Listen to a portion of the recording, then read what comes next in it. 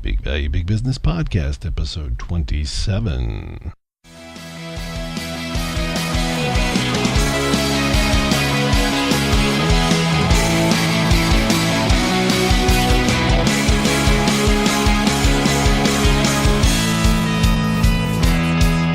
Welcome to the Big Value, Big Business Podcast with James Lynch, where we talk with today's most successful marketing minds about getting the right message in front of the right people and getting the right people to become your customers for life. And now, your host, James Lynch.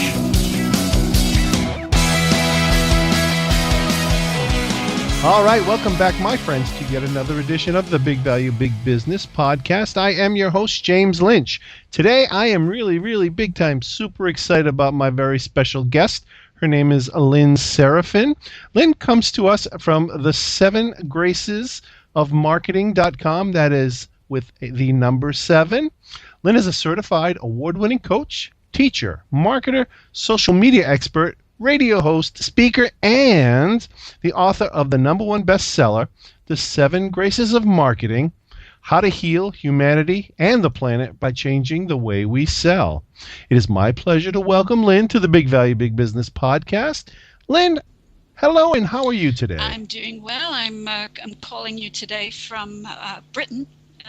If you're going to hear a very kind of mid-Atlantic accent because I'm originally from the States, but I've lived in Britain for the last 15 years. So just to explain that, because people, half the time, I always have to get that out of the way because half the time people say, where's she from? So I just wanted to say that first. So. Great Britain, and it's the afternoon here. We're just closing out the morning here on the East Coast, but it's the afternoon there where you are. So. Yeah. Well, listen, I'm glad you decided to come on. I thank you very much. And, I'm really excited to learn more about, how we can help heal humanity and the planet by changing the way we sell, as your tagline says. And, your movement to create both, an ethical and a community-focused business, kind of like big value, big business, just leading with value and doing the right things. So shall we march on? Does that sound like a plan? I follow your lead, James. Be the leader. All right. I will go where you take me. I like it. Sounds good. Well, I usually start with a little history. We just want to go find out a little bit about Lynn Serafinn, a little bit about where you came from, and just how you came to be where you are today. Well, originally I'm from New York, Cool. I spent the first 40-something years of my life in the States, and then moved to England in 1999. And I came from the music industry originally. I was a professional musician for many years, everything from classical to electronic, trance, and I ran my own studio and had a small record label for a long time. And then decided I wanted a day job for a little while. Of course, that didn't last, because when you're used to being kind of a free spirit, it doesn't last forever. So I went into teaching because I did like teaching and I had a teaching background. So I went back into it, and when I moved to Britain, taught within the college system here, and I was teaching music tech and training teachers in using technology for educational purposes. I have an MA in adult education and distance learning, so that gave me kind of a technological edge. It's quite specific. So I was developing online courses, but I was also showing teachers how to utilize technology to not just for training, but to give more ways for students to learn, and to learn at a distance or to learn at home, or to increase their learning, or to help students that might have special needs and things like that. So I was very interested in education. I was interested in communication. I was interested in technology and media and all of those kinds of things. I climbed the educational corporate ladder and then burnt out, basically. In 2007, I just said I can't deal with it anymore, and left, and then went back into having my own business.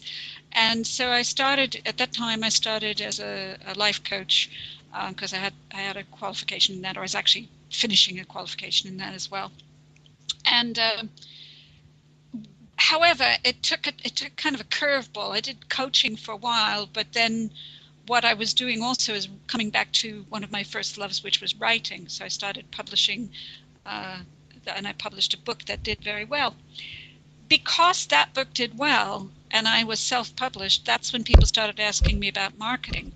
Now, it occurred to me at that point that I had been marketing myself for most of my life. I mean, as a freelance musician, all you do is flaunt your stuff and try to get people to hire you for a gig, try to sell your record, not just to the public, but to distributors. I was always having to prepare promotional kits and liaise with magazines and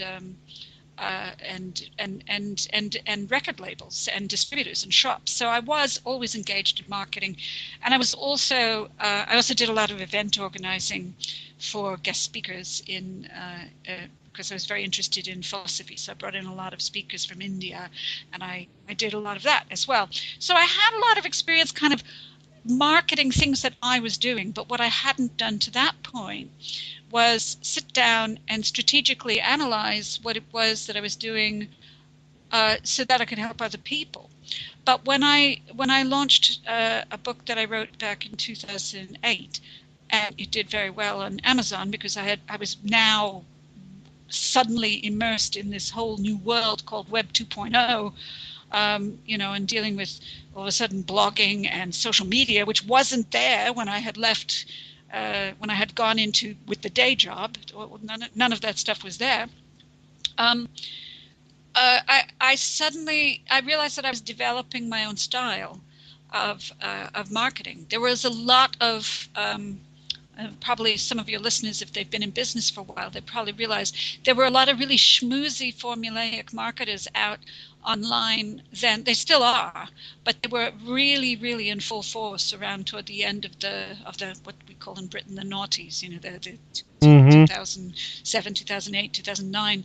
They were really in full force, and they were very aggressive, very manipulative, a lot of what I call scarcity marketing, a lot of persuasive marketing, a lot of invasive marketing, and it's still there today.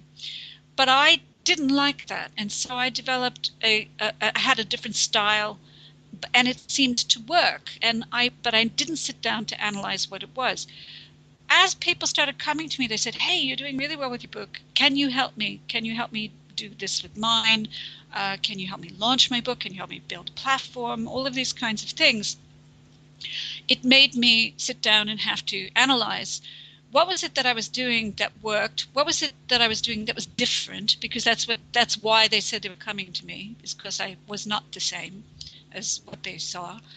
And it was interesting. It was an interesting period of time around 2009, 10 and there, because I had to sit down and actually be very reflective on what I liked about marketing as an activity and what I really hated about marketing as, in terms of on a wider social scale.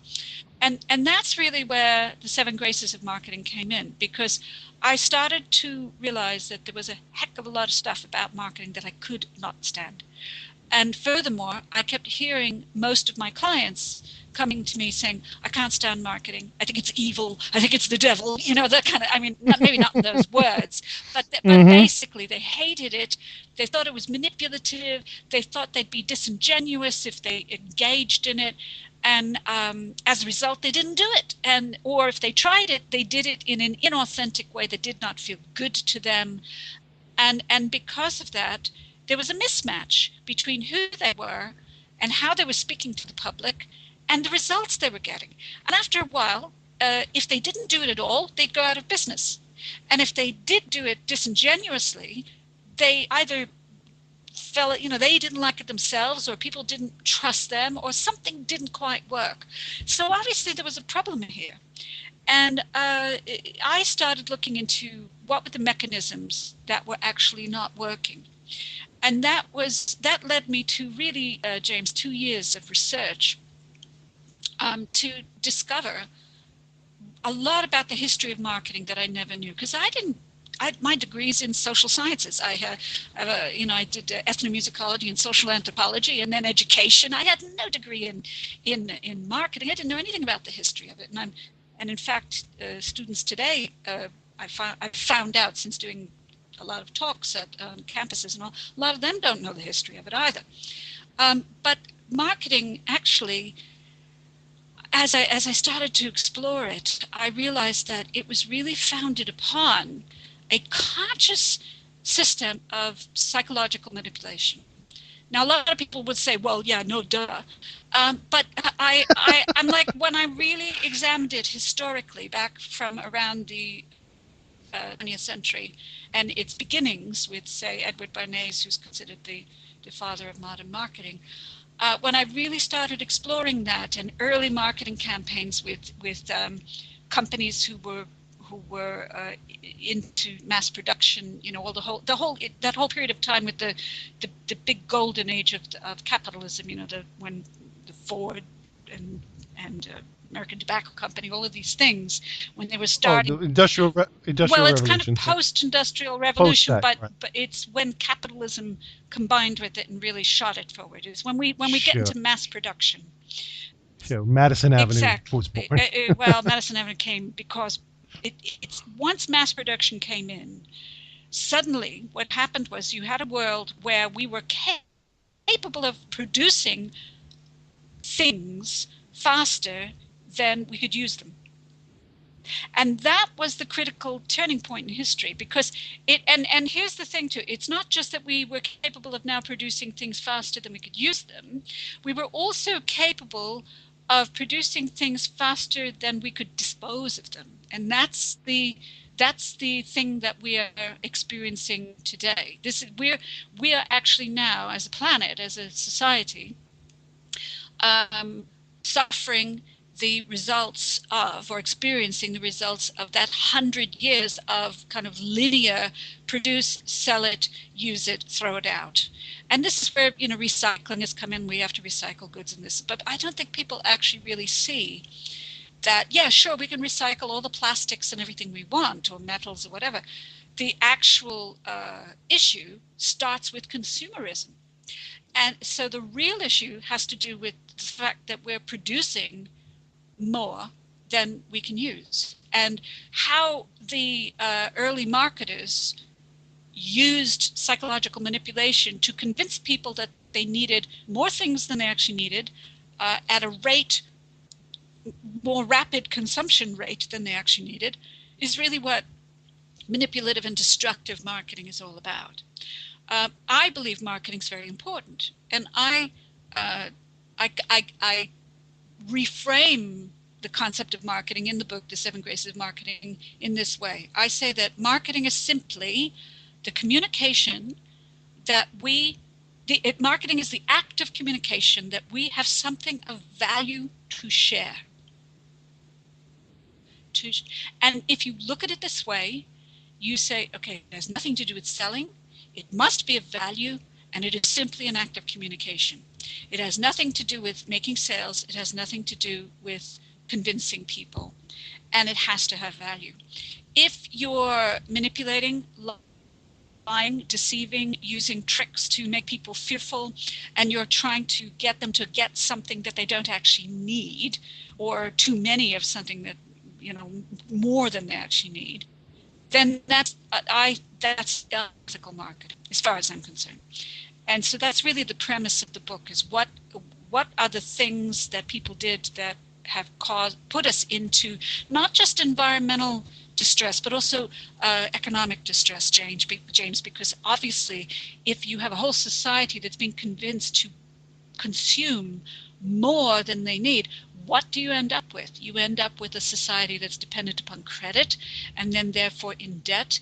And so not just individuals end up in this unworkable economic situation, you end up with governments in this unworkable situation, and then eventually businesses as well, which is why we've seen so many businesses go out of business in the last decade.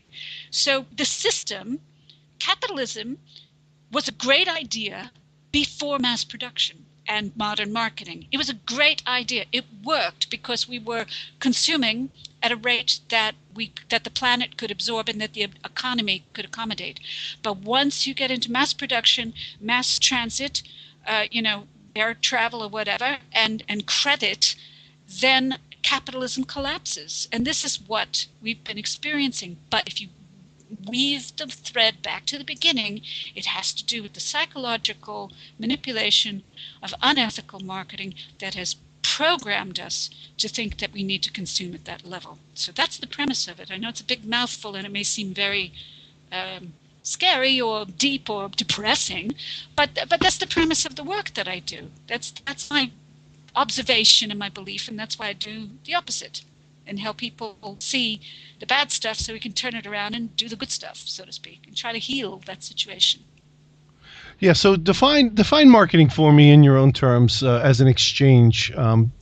Do you have a definition that you often refer to? Well, what I just said, how you preserve it now. I'm sorry. The preferred healing type of marketing, the exchange. Well, the way, at least in the book, the way I define it, there are three different paradigms in the book. One is these 7 key relationships, which we have to be mindful of whenever we're dealing different layers of marketing or business, or indeed anything in life, but especially in business. One is what I call the 7 deadly sins of marketing, which are things to be mindful of so that you just become self-aware. Am I doing this? Am I using these as manipulative tools? And then the 7 graces, which is basically just a paradigm of guideposts. The book, I have to say, somebody said to me the other day, it was the first time they had read it, but the book's been out for 3 years, or more than 3 years now. They said, oh, you should put all this practical stuff. I said, no, I've actually written books since then with the practical stuff. That book is not, it's not a practical guide. It's simply a social awareness book. It is not a, this is how you're going to make money on Facebook kind of book. It's not that kind of book. This is a social awareness book. And so the 7 graces, the preferred model, I'll just list the 7 of them. They're connection, inspiration, invitation, directness, transparency, abundance, and collaboration.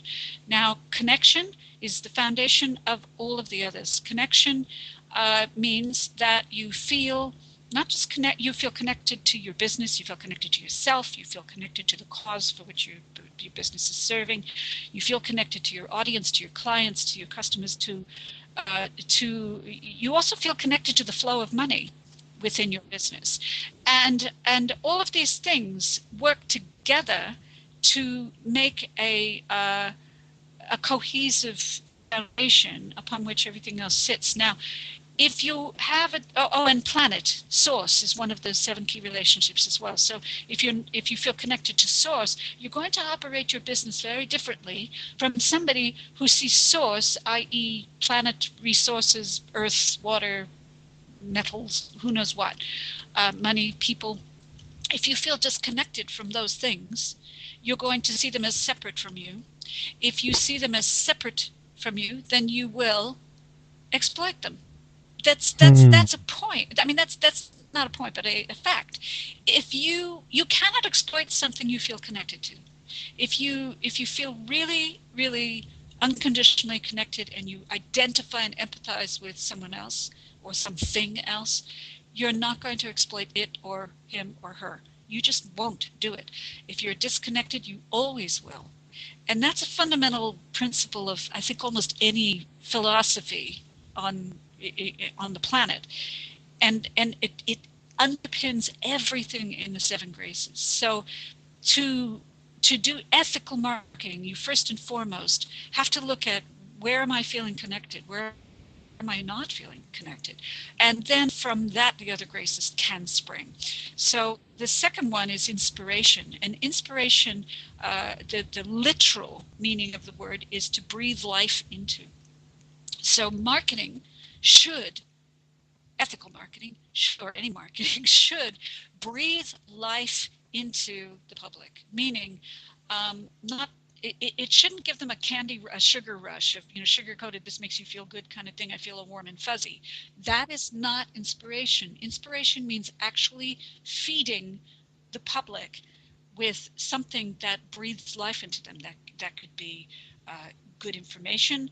It could be any number of things. For me, I deal mainly with people who offer services. They're either nonfiction authors or people who do service industries. So my way of training them to be inspiring is to, let's look at the information you have that can help people, and let's work out blogging strategies, for instance, where you are giving that information to the public in digestible doses so they can actually do something with it. And that's inspiration. Inspiration doesn't mean writing lots of pretty words and quoting Maya Angelou, bless her. But that is not inspiring. It may be a one shot, but like I say, it's like a sugar rush. Real inspiration means that you are consciously feeding the public something useful, and you know what it is that breathes life into your audience. So you have to be very aware of what it is that you have to give, and you do have to breathe that into your audience. So that's why that's the second grace. The opposite of inspiration is persuasion. Mm-hmm. Now, persuasion sucks the life out of people. How often do you get somebody in a shopping mall, for instance, or on a cold call, who will, if you say no thank you, they try to use every trick in the book to get you to change your mind. It's disempowering, it's disrespectful, it's not feeding the world, it is not breathing life into it, is sucking it. It's just vampirism. And so, persuasion, that's why that's the second of the deadly sins. So I can stop now and take a breather, but that's how they go. They go like that. It's really just, it's that simple. How you do it is something that I work with people either as a consultant, or we have training courses, and I'm writing books about the how-to, like I wrote a Twitter book that shows the how-to. I'm writing a blogging book that's coming out later this year.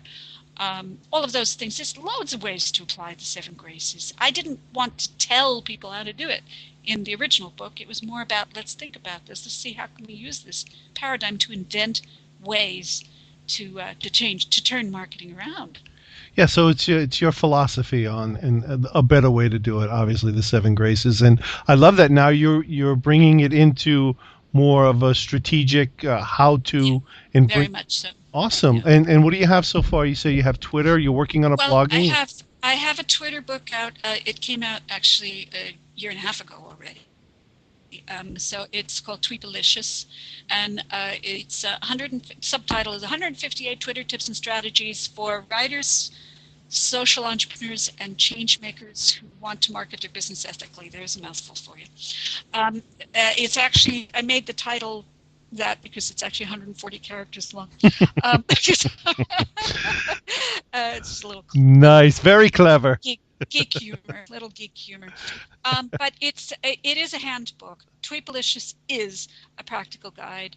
As such, it took me, whereas 7 Graces took me 2 years to research and write, this book took me about 7 weeks. Nice. It was like because I knew it inside out. Well, you have the foundation already, and now you just how do you apply it to the platform? Exactly, and that book's done very well, and so people can find that either from my website. There's a link to it. There's actually a free Twitter class that they can taste and see what kind of ideas I have about it, and then if they want the book, they can get the book. But so they can do that if they want. It's a 90-minute class on my site. So there's that, and then yes, I'm writing a blogging book called The Social Entrepreneur's Guide to Successful Blogging, and that if I ever get any breathing space this summer, I intend to finish it this summer and have it out sometime in maybe October of 2014. And that book is again, it's sharing really every strategy that I use with my clients. I give as much technical information as I can, plugins and this and that. However, I have to offer a caveat. No sooner that I offer technical things, which is what people seem to want, all the technology changes. Absolutely. Absolutely. So I want to make sure that it has strategic import, that doesn't go out of date, that doesn't become obsolete. And because really blogging to me, I see blogging as probably the and podcasting of like what you're doing, which is just an audio blogging. It's the same thing. It's just audio. I see it as as the prototypal new paradigm form of marketing, because what you do through blogging or vlogging or audio or podcasting is you're offering value to the public. You're breathing life into the public with good information, good content. You're supporting the public, and in the meantime, they're learning about you. They're developing a relationship with you. They're trusting you. They see that you're not going to disappear. They can get to know who you are, what you're about. And that's the best way to market. I mean, if you think of in the old days think back, 150 years or something before all of this happened.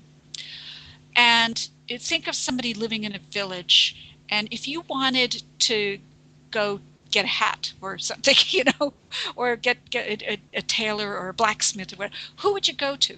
You would go to the person that everybody knew. You would go to the person who was the most reliable, the most experienced, the nicest, and the one that everybody said that they've used because they think their work is really, really good. You wouldn't necessarily go to the cheapest person, but you definitely go to the one that is all of those things. Now, how do you do that in a virtual environment?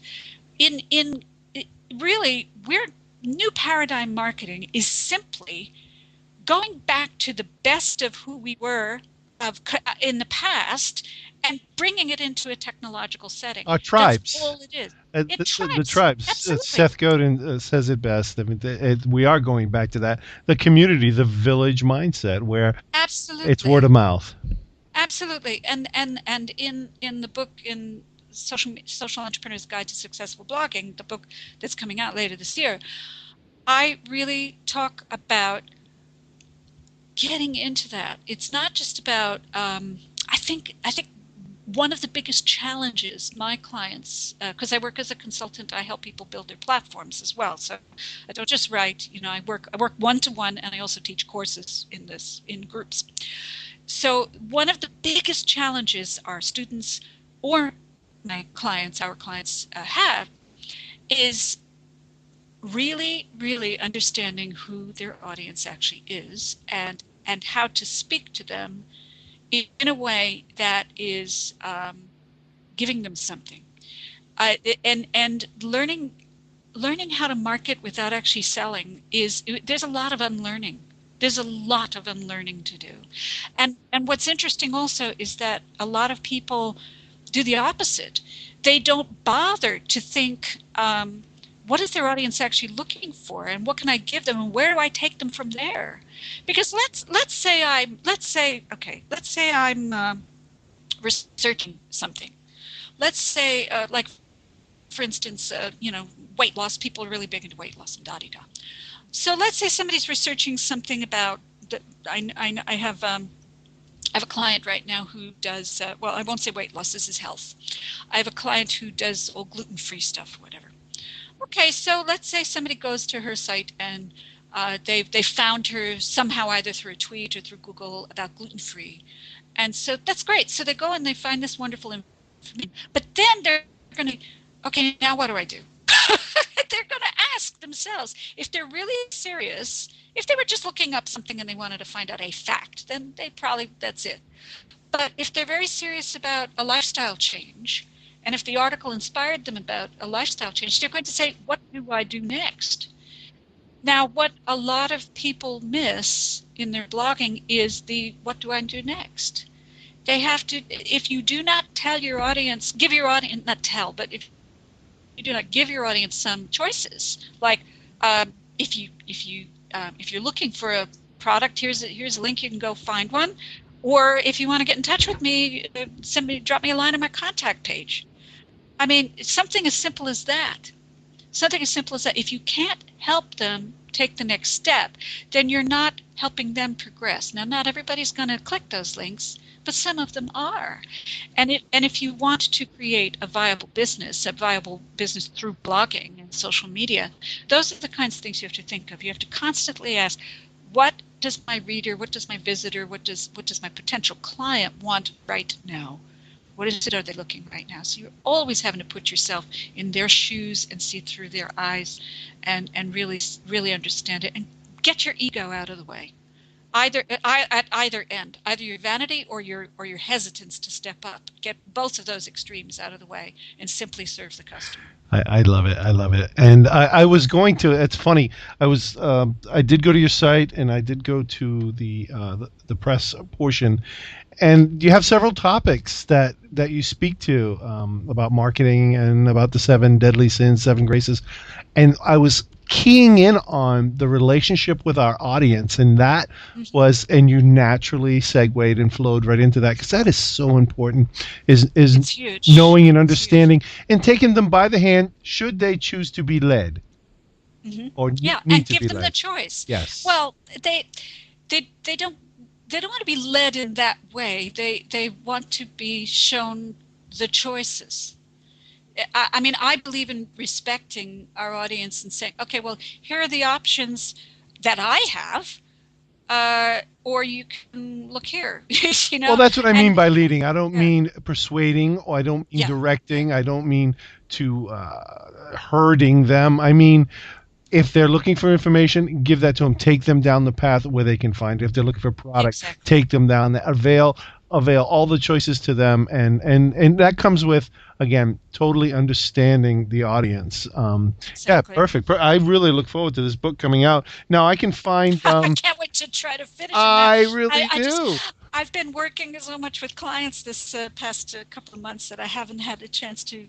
I have all the raw content is done. It's bring it all together. So July and August are going to be, with the exception of a holiday period I'm taking, those are going to be the months that I'm finishing it. So wish me luck. I do wish you luck, and I'd like to have you back on too, so we can talk about it. And I'd like to help you. Bet. I'd like to help you distribute it and get it out there, because it sounds like this is the way it's going. The whole your whole process, your whole thought process to this, and you come from a very educated, you're constantly learning. And you've really thought long and hard about the basis of this, and I'm inspired and I'm excited. And I'd like to ask you, before we wrap, I don't want to take up too much more of your time, but if my audience is more or less similar to yours. I have consultants, small business owners, big value, big business. Although now I want to kind of change the name to Big Value, Good Business. But I'll stick with Big Business for now. But it's still the big value is leading with value, and you speak so eloquently to that. But I want to ask you for a takeaway for my guys, for folks that are listening.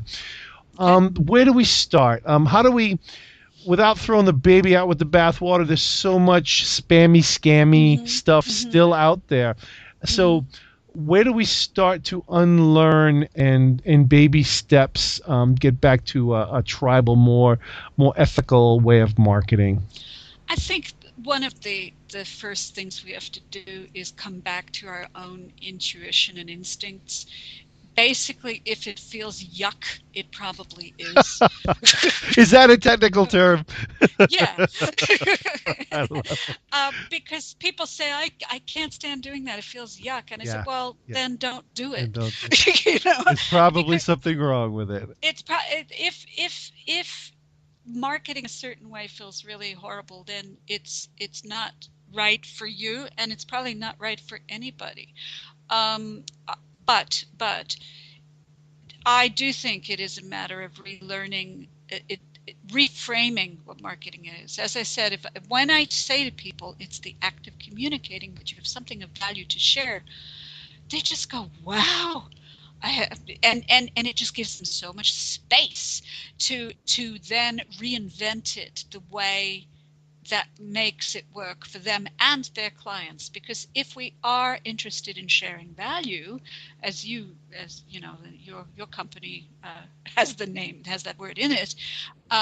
If we are interested in sharing value, then it's really your chance to sit down and think, well, what is it that I have that's valuable, and really diving into all of the wonderful assets that you have. I think people, in my experience, and I'm sure in yours as well, James, I think people grossly undervalue a lot of their personal assets and experience. I think uh, I'll I don't want to name names, but there's a woman I know who's an actress, a reasonably well-known television actress. One of her greatest assets is just her. It's not her fame. It's not her beauty, although she's really, really beautiful. It's that she's just so real. And that is a tremendous asset. And to it may sound contradictory to say, well, then utilize that in your marketing and say, well, then she's not real anymore. No, it is. It's about, because if marketing is simply the act of communicating that you have something of value to share, it means that you have to be mindful of staying in that real, refreshing, natural person in all of your marketing. And that's really important. Now, one of my biggest assets is the fact that I'm eccentric. And so I utilize that. And another asset of mine is I am technical. People want my technical and strategic. So my technical and strategic expertise and my slight eccentricity. All of those things are some of my assets. So I have to learn how to utilize them to serve people. So if we want to look at the baby step, start first with yourself. Come back to yourself. Do a really good internal investigation of yourself. Read what is and isn't working, and don't give up on marketing because you need it. You need it to make your business work.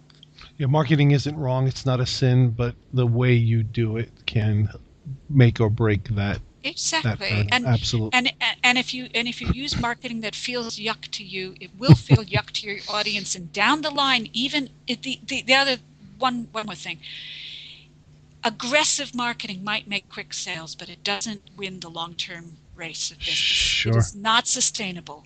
Not sustainable, not sustainable. And you won't like yourself, and your customers won't like you. So don't succumb to the temptation of the quick fix of aggressive sales. No matter what anybody says, don't do it. I hate it. The other day I actually wrote somebody a letter because he had done a joint venture with somebody who I thought was just I use this word a lot, a schmooze. And I couldn't stand it. And I said to the person, I said, do you know, I would not even have attended such and such webinar if you hadn't been on it, because I can't stand the way this other person was talking down to me and patronizing the audience. And I said, I thought you would want to know. Now, I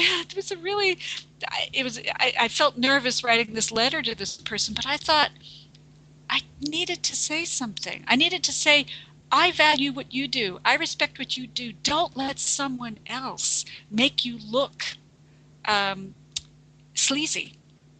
Don't let another marketer turn you into something sleazy. Just please don't do it. Well, there'll be other people associated with that other marketers list that will gravitate towards your friend that will obviously have something of more value for them. So it was almost necessary for him to be there. It was his duty to be there to rescue them from the throes of what'd you call him? The schmooze? Schmooze. The schmooze. Yeah. Scammy, spammy. Oh, I know. And I started this endeavor in that world, and you'll notice I'm 6-7 months into this, and I don't monetize anything. I'm just getting people like you out there that are getting it done, real people, and bringing them out to the masses and just letting people decide for themselves what direction they want to come to. But I want to bring content. Well, James, there about a month ago, I had the pleasure of hosting a telesummit, because it's one of the things I do when I launch author. I work with a lot of authors, and I launched Melanie Dodero's book on LinkedIn, and I got to interview Michael Stelzner from Social Media Examiner. Mm-hmm. Now, their site is tremendous. I couldn't believe it. It's something like, the 96th most popular site in the world on Alexa or something like that. Maybe it's not the 96th, but it's like so high up, it's ridiculous. I thought, wow. But he didn't monetize for like a year either. His sole goal was to produce content and grow the audience. And he did not ask for a penny from his audience until he had something like 100,000 subscribers or 10,000. I can't remember what the number was, but he was only interested in growing the audience, sending out the message, giving the content, developing the content, no sales, no monetization. Now, of course, you have to have a way to make a living while you're doing that. But the point is, if you want to grow a really strong brand online, it's like planting seeds in your back garden. If you water them every single day and say grow, they're not going to grow any faster than they're going to grow. You just have to, if you put them in a hot house and give them all kinds of artificial fertilizers, they'll grow really fast and they'll have really tough skins and they won't taste very good. You know what I mean? So you have to let a business grow organically. But it doesn't mean you have to be lazy about it. You should be very vigilant about it. But it is about cultivating and nurturing it and allowing people to really understand what your brand is, what you stand for, and who you are as a human being. Sure, and it also allows the brand builder to get direction, and that's what every day I learn something else, and I'm not awash in a sea of confusion. I just it hammers home the point of the type of marketing that I want to do, and I have some things that I'm going to start monetizing. It's away from this. It's to do with paid advertising that I've done for years. I'm just not crazy about doing it in an agency atmosphere where it's that kind of scammy, not scammy, but how'd you say it? I forget. Schmooze. It's the schmooze. Yeah, it's buy my stuff, buy my stuff, buy my stuff. And in case you didn't hear it, buy my stuff. So, and I totally get it. And I so appreciate your approach. And what people are starting to say is, why? Yeah. Yeah. That's more and more and more. And it's like, actually, I know you're trying to wrap this up, but just to say, in seven graces of marketing, in seven graces of marketing, I'm trying to remember what chapter it is. I think it's in the chapter on the deadly sin of deception. Because a lot of our media advertising, like television, radio, and or print adverts even, because they go by like the wind, especially TV and radio adverts. In fact, I used to have to teach media students how to make 29-second radio adverts back when I was teaching. I had to teach them how to do that. How do you tell a story and sell a product in 29 seconds? That's a challenge. But because they fly by the wind, there are a lot of cliche manipulative language that goes into media marketing that we're not even aware of, and it speaks to us on almost a pre-verbal level, and that's what I talk about in that chapter on the sin of deception, because there are things like, say for instance, one of the things I cite in the book, and this is something I noticed for years, and I said I'm trying to just point this out to people. It's so bloody obvious. And it's the whole thing of, like, let's say toothpaste or whatever. Nothing is more effective than Crest or whatever it is, or Colgate. What does it mean? It means nothing. It doesn't mean it's the most effective, and it doesn't even mean that any toothpaste is effective. It's a validating phrase with no underlying. It's a deceptively validating. Yes. But it has no. When you say nothing works faster or nothing is more effective, nothing works faster or nothing is more effective doesn't mean it's the fastest or the most effective, and it doesn't even mean that any of them are effective. I'll give you another one. Prices as low as $1.99.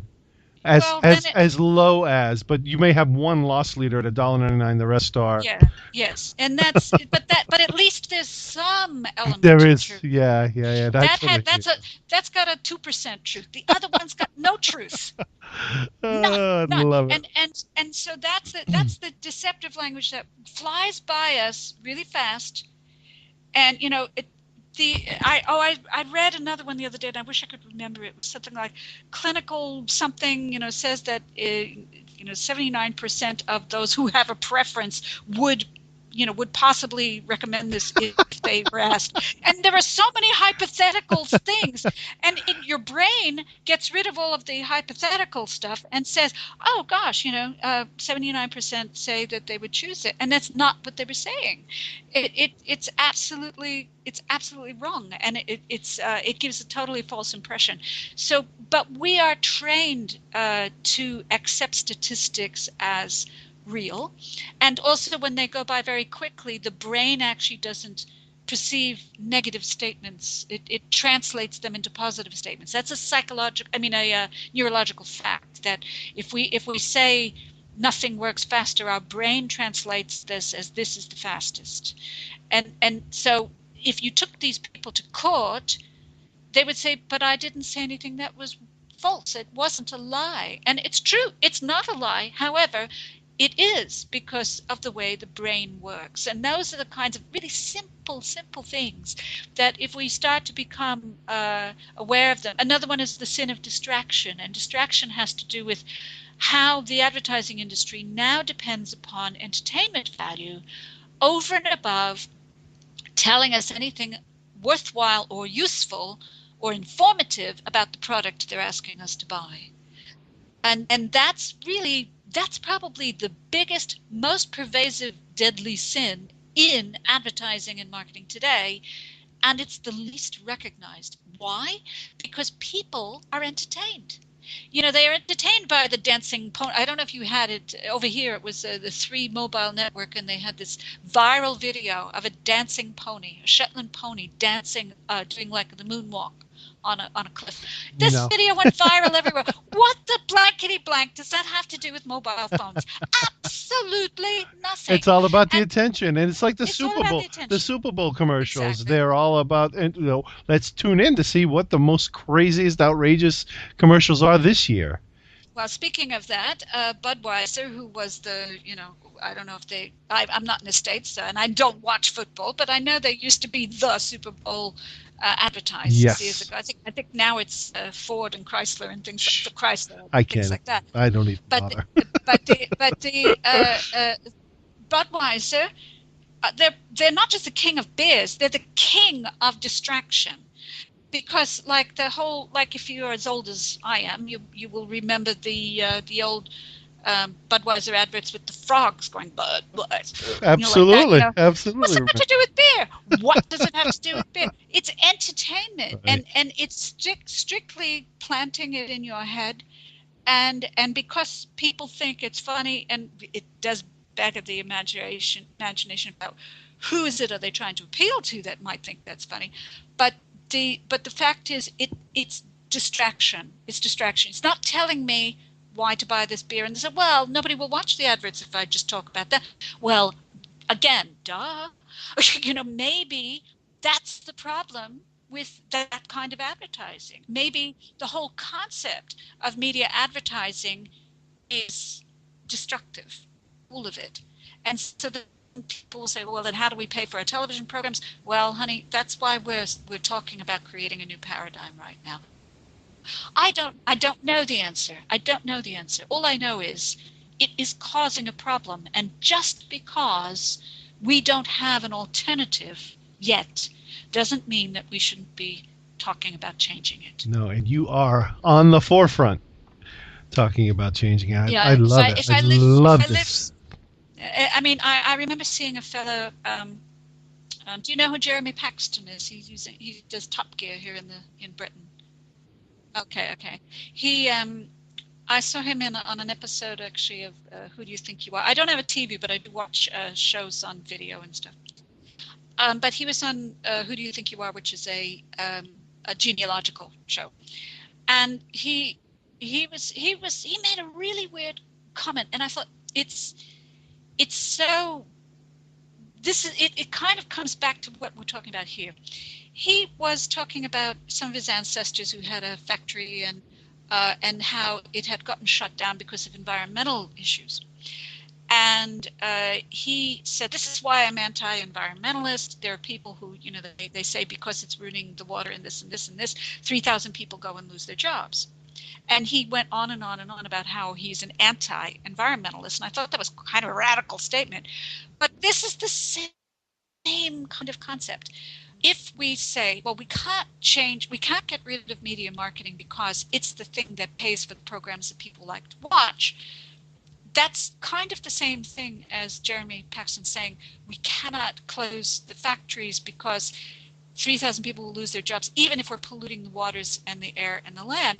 Now, obviously, to say there are only two options here is not the right answer. It's not about closing factories and people losing jobs and a choice between that and polluting the air. If you're making it a choice between these two extremes, then we will never change. And marketing is the same way. If we say that we need television advertising and radio advertising to perpetuate the system that we created and that there is no other alternative, then we will never change. And so that's what I'm challenging. I'm saying, okay, in the next generation, I challenge the system to change. I really do. I don't know what it should look like. I don't know how you're going to pay for the TV programs and this, but something has to change. It does have to change. Otherwise, our economy is going to continue to falter. Our environment will continue to falter. And people will continue to be manipulated into consuming things that they don't need and go into debt. So something has to change. That's it. Amen. Sorry, I'm on a No, it's great. And you brought it full circle because it's that the debt and the overconsumption, and that's perfect. And I'd like to wrap it right there because that is absolutely perfect. It's the big It point. really is. It really is. And thank you so much. It's so inspiring. I know my folks are going to love listening to every inch of this. And so tell me, we talked about the book coming out. Where can we find you? What's your Twitter handle? Is everything the 7 Graces with the number 7, the 7 Graces of Marketing? Well, the website is the7gracesofmarketing.com. And yes, that's with the number 7. And they can find me on Twitter either at Lynn Serafinn, which is with 2 N's in both names, no other double letters, so LYNNSERAFINN. Or I have 7 Graces, one also 7 Graces Marketing. There's no I in it because I ran out of letters. So it's 7 Graces Marketing. And I have another one that's Spirit Authors. That's specifically advice for people who write, and that's on Twitter and also spiritauthors.com. We do we offer platform building packages. We work with people to develop ethical marketing packages. We are going to be launching our 7 Graces courses in the autumn. We ran 2 pilot runs of there's foundations of ethical marketing and also applications of ethical marketing, which is a certification program. And we did, like I said, 2 pilot groups, and now we're in the process of revising and bumping it up and cleaning it up and streamlining it and making all the templates nice and clean and formalizing the assessment process. I mean, these are proper courses, and by the end of the applications course, people leave with a very cohesive marketing plan, business and marketing plan for ethical marketing, and they get certification. And we've been actually approached by some universities to get it accredited as well. So I'm hoping with time that will happen as well, so that students can learn some of this stuff. Then you'll see the next generation of that one thereafter. Then you'll see them taking charge. That's great. I'm so happy. Yeah, I hope so. That's awesome. Listen, I thank you so much for your time, Lynn. We'll look forward to the book coming out. Our folks will be able to see everything we talked about, transcript, all the links at bigvaluebigbusiness.com/episode 27. And hey, we'll talk to you hopefully in October. I will be here. Just give me a shout. Sounds good. Thank you so much. Thanks, James. Take care. Bye-bye. You too. Bye. All right. I hope you enjoyed our chat today with Miss Lynn Serafinn. Please visit Lynn at her website. That would be the7gracesofmarketing.com. You can find the show notes and the highlights of this interview at bigvaluebigbusiness.com/episode 27. Or just go to bigvaluebigbusiness.com and type Lynn, that's Lynn, into the search box for easy access. Hey, and while you're on the site, I would love it if you would sign up to become part of the Big Value Big Business family. You'll receive updates and highlights of every new podcast that I publish, so you can decide at that point in time if you want to download it and have a listen. Hey, also, when you do sign up at bigvaluebigbusiness.com, I will send you a really cool free gift. I put together an awesome online business toolbox that has a ton of free internet resources to help you build and grow your online business. So head on over to bigvaluebigbusiness.com and sign up right at the top of the site. What are you waiting for? Hey, and don't forget, check out the show on iTunes if you happen to listen on your iPod or iPhone. It'd be awesome if you'd subscribe to the show. And while you're there, if you wouldn't mind, leave us a little review. Did you know that whenever you leave a review on iTunes for us, it helps us get the show in front of more people. So you'd really be helping us out. So head on over to iTunes, subscribe, and leave a review. Hey, and lastly, as always, I really hope we brought some big value into your day today. You take care, and I'll be talking to you again real soon. Thanks for listening to the Big Value Big Business Podcast at www.bigvaluebigbusiness.com.